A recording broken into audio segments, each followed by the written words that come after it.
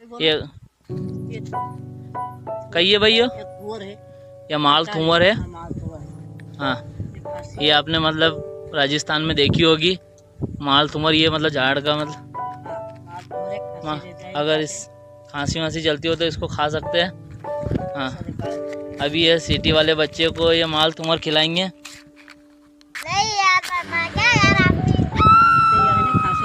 खांसी ये जिसको भैया भी खा लेगा।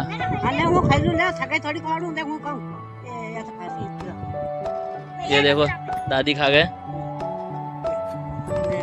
ये भैया खा गए। खा ले थोड़ा सा, खांसी रह जाएगी। हाँ खा ले जल्दी। कैसी लगी बता।